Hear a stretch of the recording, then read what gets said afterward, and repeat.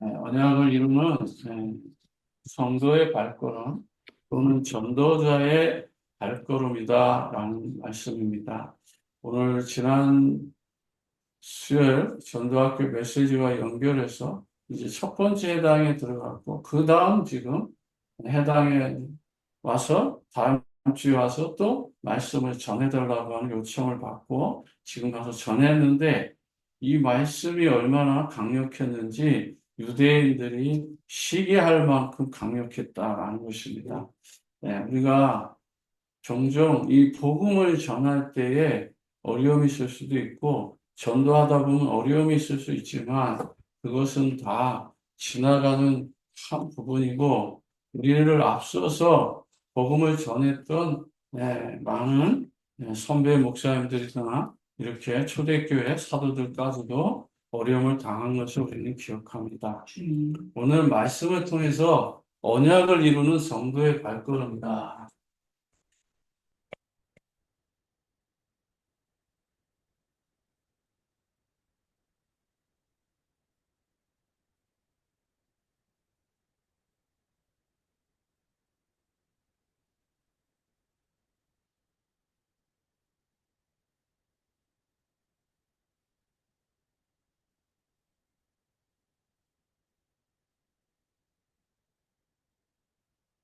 이 말씀을 가지고 오늘 저와 여러분이 좀 응답을 받기로 합니다.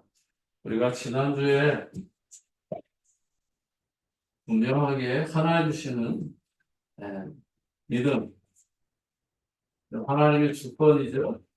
이것에 대해서 생각을 했습니다. 그것이 뭐죠? 다섯 가지 신입니다. 오력이라고 하죠. 에, 우리가 이 힘만 있으면 어떤 문제도 흔들리지 않습니다. 그러니까 이 힘이 진짜 필요한 거거든요. 어제도 어느 한 가정 가서 신방을 하고 왔는데, 그 가정이 가보니까 다 아기를 낳고 살지만 지금 내가 볼 때는 산후 우울증이에요. 그런 우울증이 왔을 때 과연 그 사람에게 무슨 말을 할 수 있겠어요? 예. 사실은 아이를 위해서 예배드리러 갔지만 진짜 중요한 건 뭐죠? 예. 하나님이 이 아이보다는 그 엄마가 더 중요하더라. 그러니까 엄마에게 포커스를 맞춰서 메시지를 딱 펴는데 그 말씀이 딱 맞는 거예요. 다섯 가지 힘이잖아요. 우리가 이 힘을 주면 그가 살아나는 거예요. 그렇게 어두웠던 얼굴이 예배가 다 마치고 나서 환하게 웃고 다음 주에 또 다음에 만날 수 있는 하나님 문을 열어주시는 거예요. 하나님의 만남은 그런 거예요. 우리가 억지로 만난다고 해서 되는 게 아니라 하나님께서 인도하는 것은 항상 정확한 겁니다. 힘쓰고 애쓰고 노력해서 되는 게 아니잖아요. 여호와의 신으로 되는 거잖아요. 그런데 많은 사람들이, 신자들이, 우리가 그리스도인들이 이 복음을 받고 많이 흔들려요.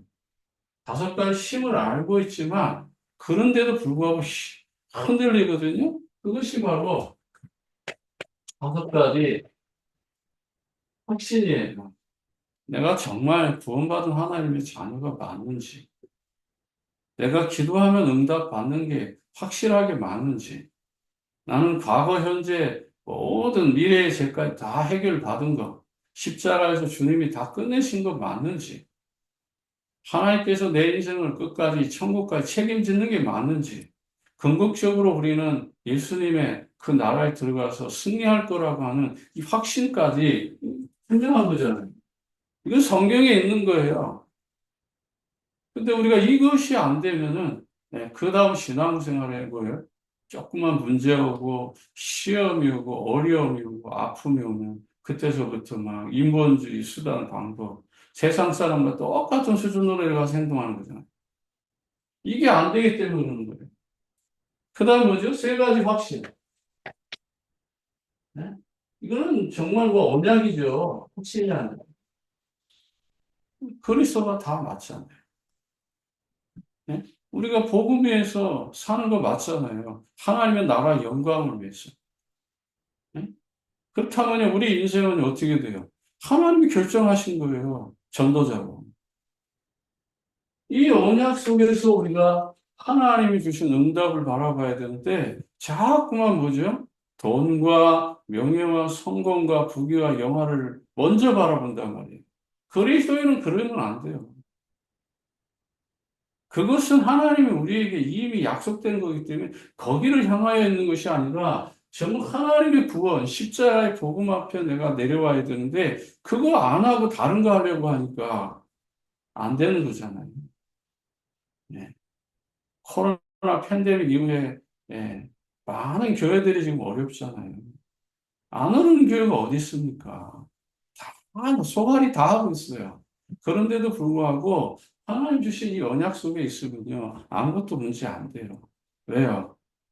하나님 더 먼저 아시잖아요. 우리의 필요를 먼저 아신다고요. 그러니까 우리가 두려워할 일이 없는 거예요. 왜요? 약속하셨잖아요. 궁극적인 승리. 너희가 세상에서 환난을 당하나 담대하라. 내가 세상을 이겼다. 너희는 마음에 근심하지 마라. 하나님을 믿으니 또 나를 믿으라. 그래서 어제 그 신방하면서 그 자매에게 이런 얘기를 다 하고, 예? 야베스의 기도를 풀어준 거예요. 근심 걱정 없는 사람이 어디 있겠느냐. 365일 우리 늘 그 속에 살고 있다. 그러나 하나님이 나에게 약속한 거를 붙잡아야지 다른 거 붙잡으면 안 되지 않겠냐. 아이를 낳고 얼마나 두렵겠냐. 이 아이를 얼마나 훌륭하게 키울까, 잘 키울까. 이 아이가 혹시 병들지 않을까. 오만 걱정을 미리 다 땡겨서 한다. 그래서 예수님 말씀하는 거 아니냐. 마음에 근심하지. 하나님께 기도하면 그 기도를 들으신다고 약속하지 않아. 이제는 너희의 지경을 넓혀야 되지 않아. 자식의 지경을 넓히고, 응? 너의 삶의 지경을 넓히고, 지식의 지경을 넓히고, 하나님께서 그렇게 만드시는데 하나님의 방법을 따라가면 되는 것입니다. 그것이 바로 언약이잖아요. 언약 속에 내가 들어가는 것. 하나님의 계획 속에 들어가는 방법이 뭐예요? 불신자는 예수 그리스도를 영접하는 것이고 신자는 뭐예요? 예수님의 목적에 들어가는 거예요. 그때서부터 하나님 역사하시는 거예요. 예수님이 처음부터 오셔서 저와 여러분에게 뭐라고 말씀하셨죠? 성경을 들여다보세요. 마가복음 1장 14절 15절에 정말 이 하나님의 나라의 복음을 가지고 오셨잖아요. 이 복음을 가지고 오셔서 1장 38절에 뭐라고 말하죠? 예? 내가 온 목적을 말했잖아요. 예? 다른 가까운 마을로 가자. 거기서도 전도하리니 내가 이를 위해서 왔노라. 제자들은 지금 수많은 수천 명의 사람들이 기다립니다. 그쪽으로 가시죠 하였을 때 예수님은 그 많은 군중을 향하여서 가지 아니하시고 우리 다른 가까운 마을로 가자. 거기서도 전도하리니 내가 이를 위하여 왔노라. 그 하나님의 역사 속에 내가 들어가는 것은 바로 말씀을 가지고 그 하나님의 계획 속에 들어갈 때 하나님이 역사하시는 거예요. 그렇다면 우리는 더 분명한 언약을 오늘 붙잡아야 되는데 5가지 언약을 좀 붙잡아야 됩니다. 첫 번째 뭐냐? 예수 그리스도의 언약입니다. 다시 말하면 예수는 그리스도. 이거 확실하게 붙잡아야 돼요. 이것이 안 되면 우리는 무너지는 거예요. 다시 말하면 이것은 하나님 만나는 길이잖아요. 죄와 저주와 사망 가운데서 우리를 완전히 그분께서 해방시켰잖아요. 그리고 우리 힘으로 해결할 수 없는 마귀의 일, 이 사탄의 세력이 딱 끝난 거예요. 그게 바로 예수가 그리스도입니다. 예수는 그리스도의 일을 위해서 오신 거죠. 하나님 만나는 길로서 선지자, 죄와 저주를 해결하는 참 제사장, 마귀의 세력을 꺾은 왕. 이게 바로 예수가 그리스도라는 것입니다. 그분이 바로 뭐라고요? 구원자라고 말하는 거예요. 이것은 지식이 아닙니다. 예수 그리스도를 믿음으로 하나님이 그 순간서부터 우리에게 약속한 언약이에요. 예. 두 번째는 뭐죠? 이것이 바로 이제 사도행전 1장 1절에 나온 거예요. 예. 두 번째는 뭡니까? 우리가 기억하셔야 돼요. 예수는 다시 말하면 부활하셨다. 이 부활의 저와 여러분이 증인인 거예요. 네. 예수 그리스도는 사실을 진짜 자신이 나타나기 위해서 사도행전 17장 31절에 뭐라고 말하죠? 네? 사도행전 17장 31절에 말하잖아요. 네? 내가 믿을 만한 뭐라고요? 증거를 주시겠다고. 믿을 만한 증거를 주신다고 했는데 여러분 믿을 만한 증거가 뭐예요? 머리로 알고 있잖아요. 예수 영접하면 그게 된다고 생각하잖아요. 하나님의 은혜를 깨달아야죠. 부활의 신앙이 안 됐는데 내가 예수 믿는 거 폼 잡는 거예요. 그 액세서리 신앙이라고요. 그거 껍데기라고요. 그것이 내 것이 안 되는데 뭘 할 수 있겠어요? 아무것도 안 되는 거예요. 그건 나띵인 거예요. 하나님 앞에 내가 부끄러운 것이죠. 세 번째는 뭐예요? 네? 분명히 약속하셨잖아요. 네. 성령께서 우리와 예수는 뭐죠? 임마누엘이다.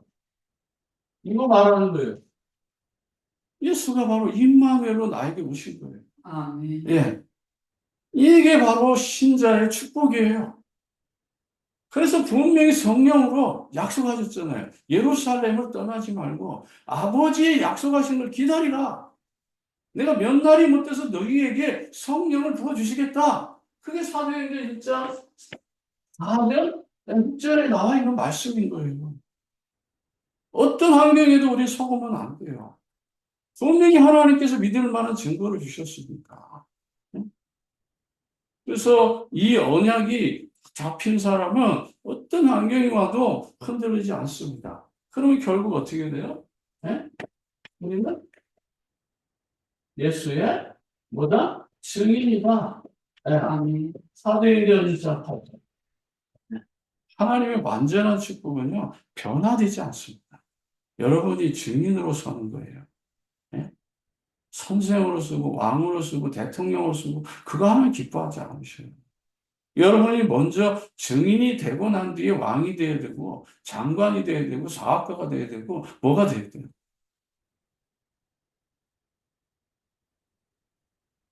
아무리 우리가 힘쓰고 애쓴다고 해도 이게 안 되면 무슨 의미가 있겠어요? 전도와 관계없는 삶은 저는 이제 인생을 한 65년 가까이 살아보니까 전도와 관계없는 삶은 결국 nothing이에요, nothing. 다 가짜 인생이에요. 예수님이 말씀했잖아요. 너희는 가서 모든 족속으로 제자를 삼아 아버지와 아들과 성령의 이름으로 세례를 주고 내가 네게 분부한 모든 것을 가르쳐 지키게 하라. 내가 세상 끝날까지 너희와 항상 함께 있으리라. 이거는 뭐예요? 예수님의 유언이에요. 네? 뭐 그 동화책에도 나오잖아요. 청개구리 유언이. 네? 항상 부모 말에 반대를 했더니 청개구리. 마지막에 이제 죽으면서 유언을 남겼잖아요. 내가 죽으면 어디에? 산에다 묻어달라고 그래야 될 텐데. 예? 항상 반대로 행동하니까 자기를 냇가에다 묻어달라. 그 부모의 유언이라고 해서 그대로 실천하잖아요. 산에다 안 묻고. 그 마지막은 유언이라. 참 의미 있지 않아요? 어쩌면 우리가요, 저도 그랬어요. 한 40년, 한 35년 가까이는 어려서 국민학교 2학년 때인가부터 교회를 다녔는데, 한 30여 년 동안은요, 청개구리처럼 신앙생활을 한 거예요. 예수님의 유언과 반대로 살았으니까. 저는 어느 날 깨달았어요. 이런 인생이 아니었구나. 내가 예수님의 유언 속으로 들어가야 되는구나. 그것이 진짜 인생이구나. 그거잖아요. 우리가 반대로 살고 있는데 반대로 살고 있다라고 느끼지 못하는 거예요. 그러면 이 인생을 사는데 꼭 나가서 전도만 해야 됩니까? 아닙니다. 기도로도 이 인생을 살 수 있고요. 봉사로도 이 인생을 살 수 있고요. 물질로도 이 인생 살 수 있고요. 작게는 단기 선교, 장기 선교로 가서도 일할 수 있고요. 얼마든지 이 인생 속에 들어가는 방법은 다양한 겁니다. 꼭 가서 스피치로만 복음을 전해야 된다? 그럴 수도 있지만 그것이 제일 합당하고 하나님께 기뻐하는 일이지만 그 일을 위해서 우리가 합력해 선을 이룰 일들이 얼마나 많은지 우리의 생각, 사상, 중심이 어디에서부터 시작되고 있는지 이걸 말하는 거예요.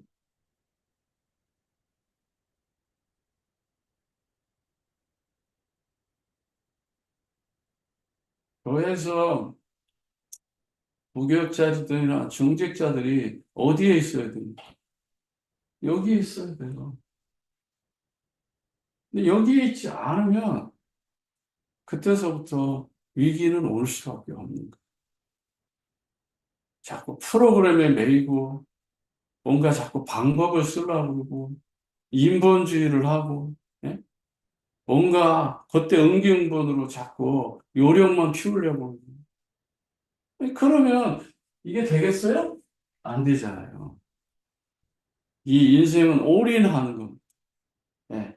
그래서 성령이 임하시면 우리는 증인이 되는 거예요.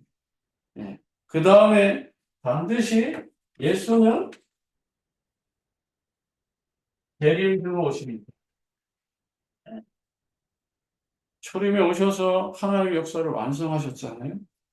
이제는 분명히 사도행전 1장 11절에 있는 말씀 그대로 뭐야? 다시 오신다고 약속했어요. 그거는 그림 언어입니다. 구름 타고 오신다는 건 그림 언어예요. 하나님 그런 구름 타고 오시는 게 아니고 그보다 더 장엄한 모습으로 심판주로서 이 땅에 남은 자들을 예, 계시록 표현대로 말하면 14만 4천은 그것도 꼭 숫자를 지금 막 한 그런 게 아니라 그만큼 이 땅에 남겨진 언약의 백성들을 구원하기 위해서 그분이 오십니다. 그리고 믿지 않는 자들을 하나님 분명하게 율법에 의해서 심판하십니다. 그것이 하나님의 약속이에요. 그러나 저와 여러분은 그날에는 가난했던 사람이 영화롭게 될 것이고 배고파서 병들었던 사람도 영화롭게 될 것이고 이 땅의 소름과 고통과 아픔 가운데서 아니 저 로마 시대의 지하교에서 그분을 기다리며 햇빛도 보지 못하고 마른 뼈가 됐던 그런 영혼들까지 다 살아나서 주 앞에 영화로운 찬양을 드리는 그날이 있다라는 사실. 그것이 약속인 거예요. 그러니 이 땅에 미련을 두지 말라. 이 땅에서 우리가 정말 살아있는 동안에 하나님의 주신 것을 가지고 의식주 문제 해결하지만 더 중요한 것은 그분의 뜻 가운데 내가 그날을 고대하며 기다리는 거예요. 그게 전도자의 삶인 거예요.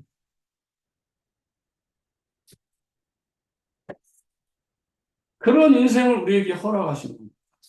그러면 저와 여러분들은 전도자의 발걸음이잖아요.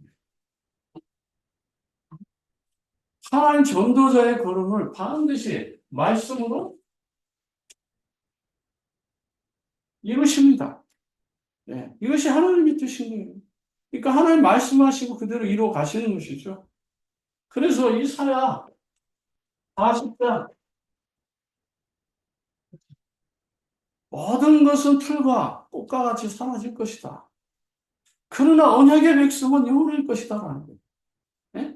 풀은 마르고 꽃은 시드나 하나님의 말씀이 영원할 것이라는 게 뭐예요? 풀 같은 인생, 꽃과 같은 인생 다 사라지지만 이 땅에 하나님의 말씀 붙잡은 언약의 백성은 살아남을 것이다. 그러니 너희들 우상을 섬기지 마라. 여호와를 앙망하며 샘을 얻을 것이다라고 약속이잖아요. 예. 그러니까 하나님은 분명히 말씀으로 우리 인생을 약속하셨어요. 예?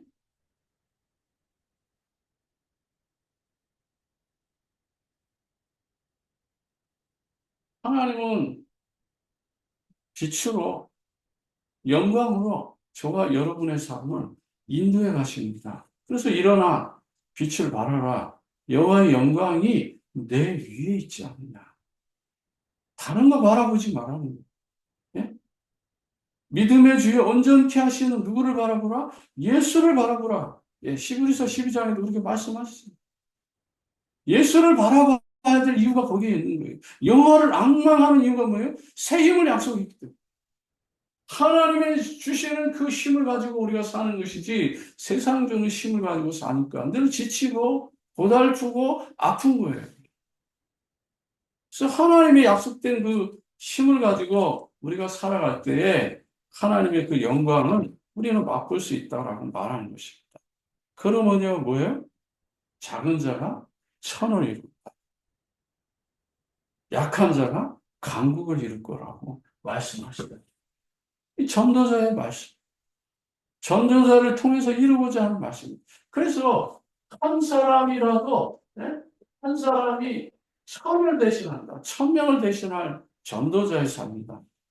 그 다음에 뭐죠? 예? 약한 자가 이 세상에 인정도 받지 않고 소망도 없고 나는 아무것도 아니야 라고 생각하는 그 연약하고 약한 자가 뭐죠? 강국을 이룰 것입니다.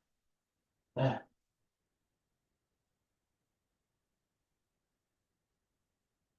하나님 주시는 정체성을 우리가 회복하면 나의 가치가 얼마나 소중한지를 알게 되는 것이죠.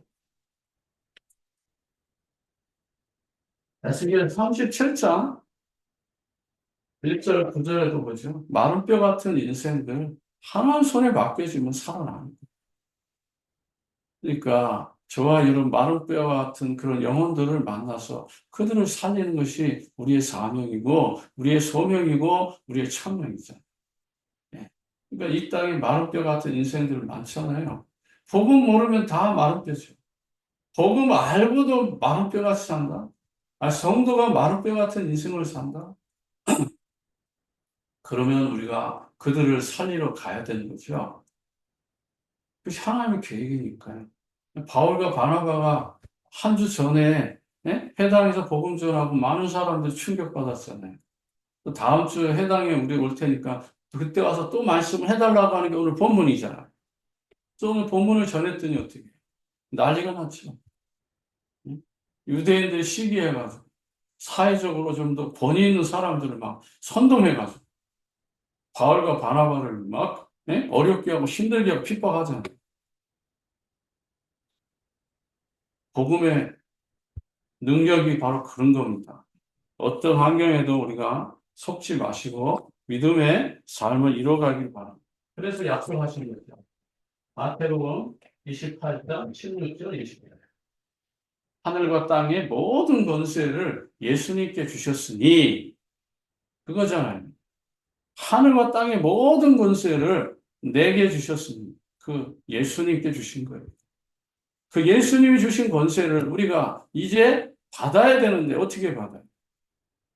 영접할 때 아멘. 성령이 내 안에 오시니까 우리 안에 파워가 생기는 거예요. 그 파워가 뭐예요? 성부와 성자와 성령의 이름이에요. 그래서 너희는 가서 모든 족속으로 제자를 삼는데 아버지와 아들과 성령의 이름으로 라고.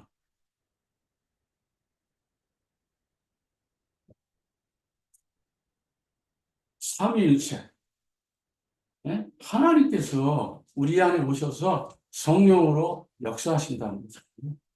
그래서 영어 성경에 보면 트리니티 원 가시라고 되어 있죠.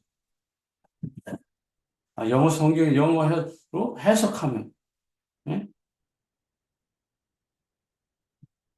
근데 우리는 자꾸 뭐 재영접이다, 뭐 사위일체다, 막 이런 비판을 받잖아요. 없는 말도 막 만들어내는 그런 말에 속지 마세요. 단 한 번도 저는 그렇게 가르쳐 본 적이 없어요. 예? 한 번 영접은 영원한 거잖아요. 아멘. 예? 예수님이 이 땅에 오심도 한 번, 예수님이 부활하심도 한 번. 예수님 우리에게 오심도 한 번이에요. 죽으심도 한 번, 부활하심도 한 번, 영접도 한 번이지. 거기 두 번 영접이 어디 있어요?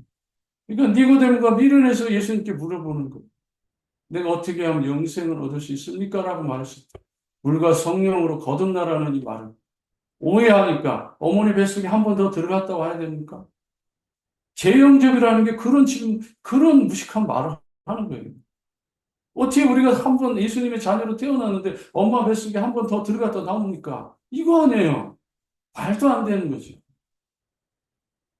이렇게 유대인들은 시기하고 질투하는 이런 모습들이 오늘 한국교회, 세계교회도 있을 수 있다라는 거예요. 그런 사람들이 있어요. 그런 목회자들이 있고. 그렇다고 해서 우리가 거기에 휩쓸려 갈 필요는 없잖아요. 땅끝까지 가야 될 사명이 있기 때문에 기차는 달리는 거예요. 주변에서 수없는 많은 말들이 있다 할지라도 거기에 매이면 매일수록 우리는 붙잡히는 거예요. 우리의 목적은 뭐죠? 위에서 부르는 상이 있다. 바울이 말한 거죠. 그래서 위를 바라라. 다섯 번째는 뭡니까? 다시 반복하지만 이 인생을 살기 위해서 우리가 존재하는 거예요. 네. 전도자.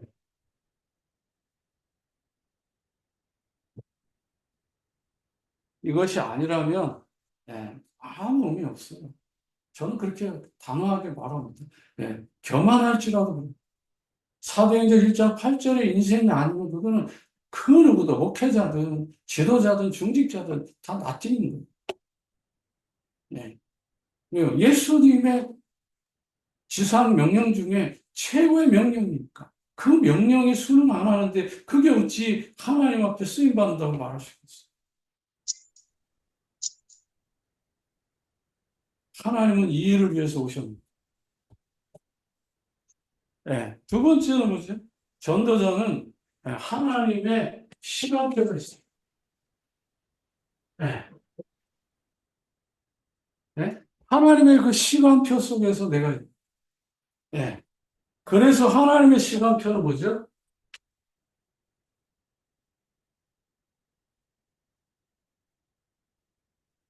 복음을 영접할 시간표가 하나님의 시간표. 이게 때라고요. 예? 하나님의 때에 분명히 하나님은 예비된 영혼을 붙이십니다. 그런데 저와 여러분은 뭐 해야죠?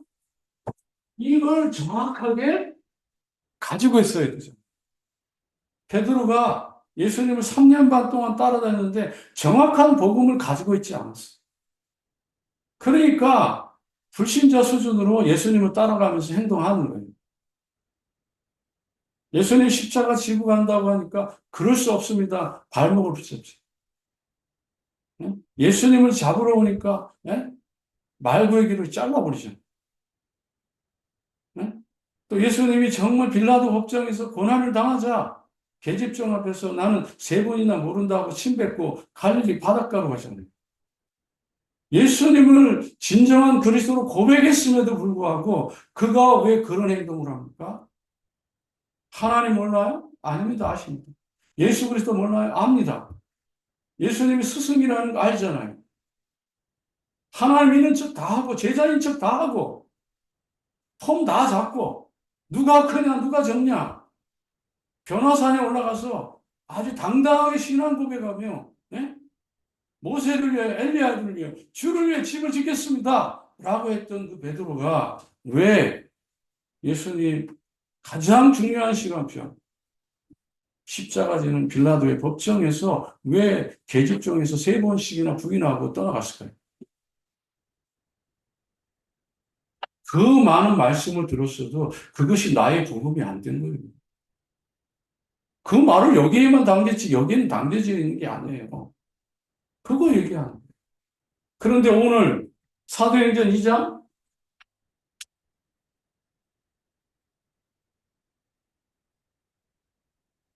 담대하게 말하죠. 이스라엘아 들으라. 너희가 십자가에 못 박은 이 예수를 하나님이 주와 그리스도 되게 하셨다. 인생은 바뀌었어요. 어떻게? 오순절 마가의 다락방에서 이 5가지를 베드로가 확실하게 체험합니다. 예수가 바로 그리스도였구나. 다시 말하면 구체적으로 말하면 창세기 3장 15절에 그분이었구나. 이사야 7장 14절에 약속했던 그분이었구나. 이사야 53장에 그 고난받는 종이셨구나. 그거 아신 거예요. 진짜 그걸 깨달은 거예요. 아멘. 유대인으로 이건 깨달을 수도 없는 거잖아요. 그런데 그걸 깨달은 거예요. 그분이 이 땅에 오셔서 우리를 위해서 죽으시고 부활하셨구나. 그것이 2장 36절의 그 말씀의 핵심인 거예요. 그러면서 그분은 바로 성령으로 우리와 함께 하신다.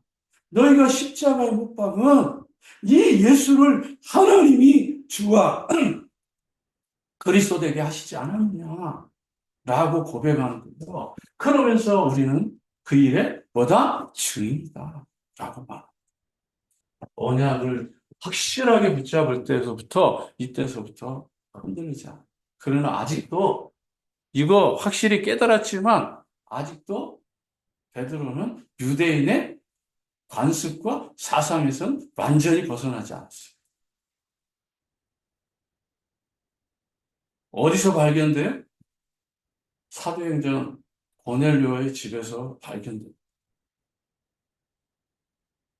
4발 달린 짐승이 하늘에서 내려올 때 그거 더럽다고 율법으로 말하는 거 못 먹는 거거든요. 그 율법의 기준에서 난 못 먹습니다라고 하실 때 더럽습니다 했을 때 네가 어찌 하나님이 거룩하고 깨끗하게 하는 걸 네가 더럽다고 말하냐? 그거 잡아 먹으라고.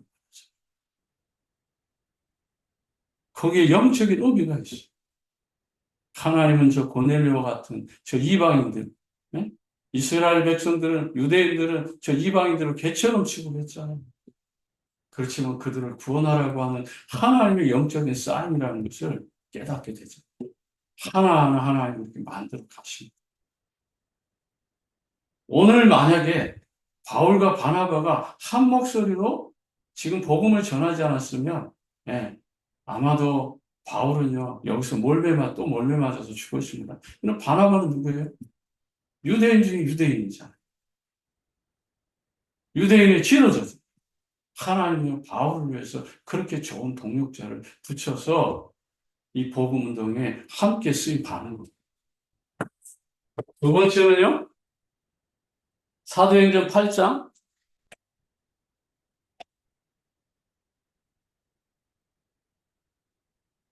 하나님께서는 진짜 빌립을 통해서 저 사마리아 땅에 가서 복음 증거하게 하잖아요. 심지어 저 사마리아 광야로 나가서 에티오피아 내시에게까지 복음을 증거하는 하나님의 역사가 일어납니다. 이것은 전부 다 하나님 예비된 시간표에 따른 응답이잖아요. 누가 복음을 영접할지 아무도 모르지만 하나님께서는 광야 들판에서도 아무도 찾아가지 않는 저 사마리아 땅끝까지에서도 하나님은 그곳에 예비된 자들을 붙여놓으시고 하나님 때에 따라서 말씀이 증거되도록 하는 것입니다. 네. 사도행전 9장에 보니까 20절, 23절에 보니까 바울이 다메섹에서 예수 그리스도를 만나고 난 뒤에 그 집가라고 하는 그 마을에 들어가서 아나니아에게 안수받고 영적인 눈이 열리자 이걸 발견한 거죠. 그러니까 즉시로 뭐예요? 예수가 그리스도라는 이 복음을 증거하자 유대인들이 당황하고 놀라는 거예요. 얼마 전까지만 해도 예수 믿는 사람들을 붙잡으러 다녔던 그가 갑자기 180도 달라져가지고 뭘 전했어요? 바로 예수는 그리스도다. 아멘. 이 복음 전한 거잖아요. 그래서 놀랍잖아요. 사도행전 5장 42절에 날마다 성전에 있든지 집에 있든지 예수는 그리스도라 가르치기와 전도하기를 쉬지 아니하였더라. 초대교회 성도들은 예수 그리스도 이 복음 가지고 승리했잖아요. 우리는 지금 뭘 전하려고 합니까? 우리 자꾸 다른 거 말하려고 하잖아요. 다른 방법을 쓰잖아요. 하나님 역사할 리가 없지. 어느 날 서도 또 무너지는 거지. 네. 그래서 바울이 해당에서 예수 그리스도 복음을 증거한 증거입니다. 네, 세 번째는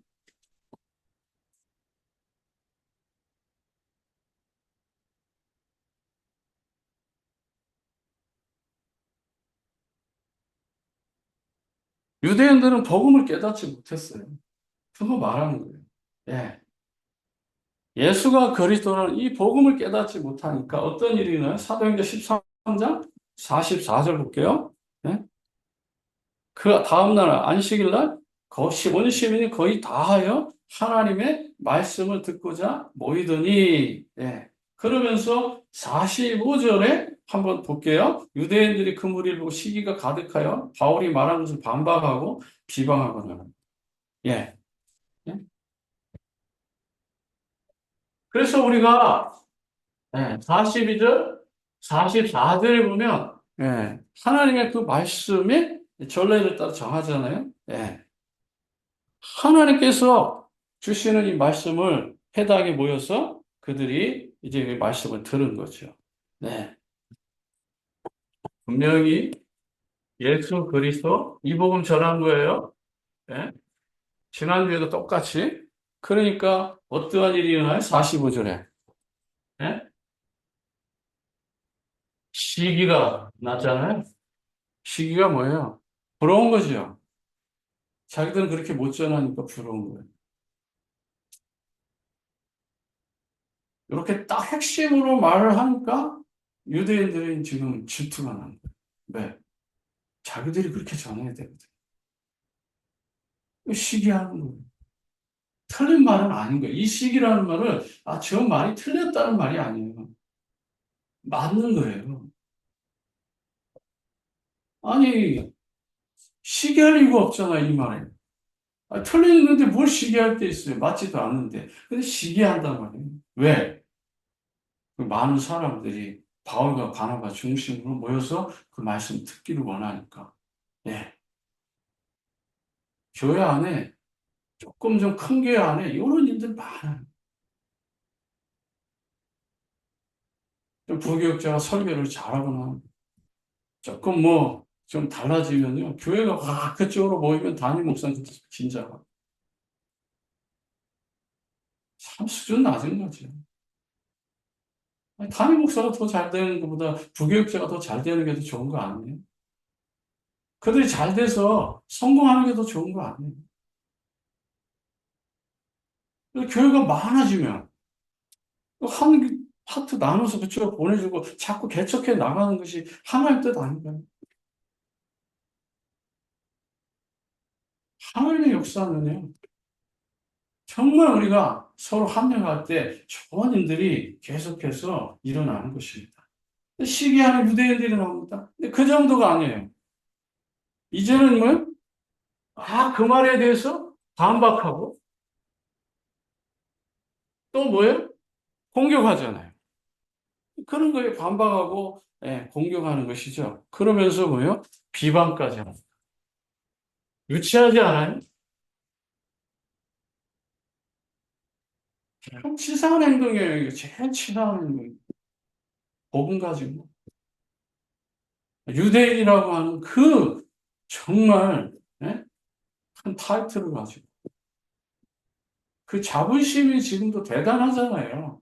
그럼 그 당시는 뭐예요? 얼마나 대단했겠어요? 지금도 저렇게 대단한 역사학자들이 볼 때는 상상할 수 없어요. 여러분 그거 아세요? 요세푸스의 기록에 하면 유대인들이 6월절 날 약 23만 6천 마리 한 번에 6월절 제사를 지나면 그 많은 양들이 죽어서 예루살렘 성전에서 피가 강물처럼 흘러갔다고 했어요.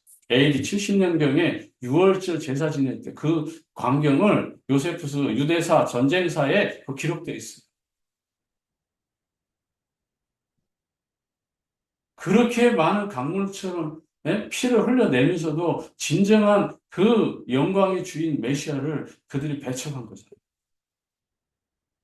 6월절의 그 피제사의 진정한 주인공은 창세기 3장 15절에 그리스도인데 그 그리스도를 그들이 그렇게 처참하게 짓밟은 거 아니에요.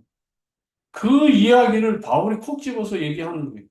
지금 바울과 바나바가 그걸 콕 집어서 예수가 그리스도다 이렇게 말하는 것은 그들이 바로 너희가 예수를 십자가에 못 박았지 않느냐.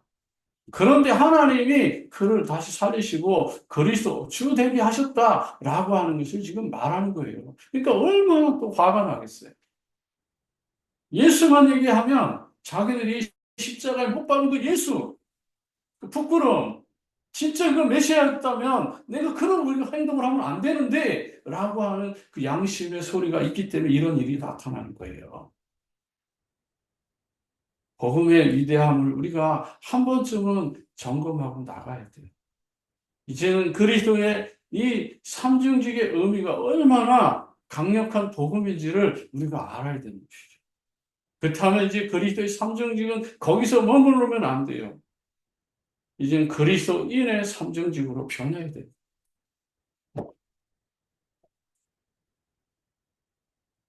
세 번째는요, 사도행전 13장 46절, 47절이요. 네, 한번 볼게요. 바울과 바나바가 담대히 말하여 이르되 하나님의 말씀을 마땅히 먼저 너희에게 전할 것이로되 너희가 그것을 버렸죠. 예, 예수님을 십자가에 못 박았으니까 버린 거예요. 예, 예수님을 살려줘야 되는데 예수님을 죽고 강도로 살려줬잖아요. 처참하게 예수님을 버린 거죠. 예, 그리고 뭐라고요? 영생을 얻기 합당하지 않은 자로 자처했다. 참 무서운 말이죠. 그러니 우리는 이방인들을 간다. 이거예요. 복음 안 받으면요, 우리는 다른 데로 가는 거예요. 복음 받을 때까지 가는 거예요. 복음 안 받고 거부하잖아요. 갈 필요 없는 거예요. 왜요? 그래서 결국은 뭐죠? 예, 주께서 이같이 우리에게 명하시되 내가 너를 이방인 하고 너를 땅 끝까지 구원하게 하리라 하셨느라 하니 얼마나 확실한 복음이에요. 예, 그러니까 하나님께서 주시는 복음은 완전한 것이죠. 그러면서 거기 50절에요. 아니, 48절에 이방인들이 듣고 기뻐하여 하나님의 말씀을 찬송하며 영생 주기로 작정된 자는 다 믿더라. 예, 이미 예비된 자가 있는 거예요. 예, 이런 사람들은 우리가 힘쓰지 않아도 다 믿게 되는 겁니다. 예, 이 말씀을 정리합니다. 복음운동은 사람의 능력이 아니라 예수 그리스도의 능력이에요. 예. 그 사람이 하면 힘들지만 하나님이 하시는 거기 때문에 우리가 고민하거나 갈등할 필요가 없는 것입니다. 그러면서 이 복음은 다시 말하면 창세기서부터 수천 년 전에 예? 창세기 3장 15절에서 시작된 완전한 복음이에요. 이거 언약으로 붙잡으셔야 돼요. 예. 이것이 출애굽기 3장 18절에는 희생제사, 이사야 7장 14절에는 뭐죠? 예. 처녀의 몸을 얻고 임마누엘로 이렇게 왔습니다. 예. 그 다음에요. 하나님의 계획은 영원한 것입니다. 예. 그렇기 때문에 이 영원한 하나님의 계획을 저와 여러분이 놓치면 안 되죠. 그래서 오늘 분명하게 다시 말씀드리지만 사도행전 13장 48절에 영생 얻기로 된 자, 영생 전부터 하나님의 계획된 자는 믿게 되어 있는 것입니다. 그 다음에 우리는 지역, 나라, 모든 것을 한마디로 말하면 이것은 뭐죠? 세계복음화. 세계복음화 속에 우리가 들어가야 됩니다. 그래서 19장 49절, 50절에 뭐라고 하죠? 주의 말씀이 그 지방에 두루 퍼지니라. 유대인들, 경건 기부인들, 그 신의 유력자들을 선동하여 바울과 바나바를 박해하여 그 지역에서 쫓아냅니다. 세계복음화에는 분명하게 전도자에게는 이런 일들이 당연히 일어나는 거예요. 그러니까 우리가 속으면 안 되죠. 네. 그 다음에 복음의 기쁨이 분명하게 하나님은 이 복음에 따라서 하나님 은혜를 주시고 우리에게 뭘 주셔요? 기쁨을 주십니다. 그러니까 우리가 속으면 안 돼요. 52절에 분명히 얘기하죠. 제자들은 기쁨과 성령이 충만합니다. 유대인들은 시기하고 질투하고 반박하고 예? 막 공격하고 막 오만 짓 다 하는데 진짜 하나님이 예비된 제자들은 그런 환경 가운데서도 성령이 충만하고 기쁨이 충만하고 은혜가 충만하게 되는 거예요. 예, 속으면 안 됩니다. 하나님께서는 이러한 모든 일들을 통해서 하나님의 예? 약속을 이어가는 것입니다. 이것이 바로 뭐예요? 믿음이에요. 예. 그래서 언약을 이루는 성도들의 발걸음 지 마시고 여러분들 이 시대의 전도자라는 분명한 사실을 붙잡고 믿음으로 승리하게 되기를 진심으로 축복합니다. 기도하겠습니다. 하나님 아버지 은혜와 사랑 감사합니다. 우리가 오늘도 이 말씀 붙잡고 이번 한 주간에 어떤 환경에도 흔들리지 않고 믿음의 역사를 이루어가는 전도자의 삶이 되게 하옵소서. 이제는 만왕의 왕이신 우리 구주 예수 그리스도의 은혜와 하늘 아버지 지가하신 사랑하심과 성령의 내주 인도 역사에 통 충만하심이 오늘도 전도자의 발걸음을 인도하신 그 예수 그리스도의 언약을 가슴에 담고 현장으로 나아가는 하나님의 백성들 머리머리 위에 이제부터 영원토록 항상 함께 계실지어다. 아멘.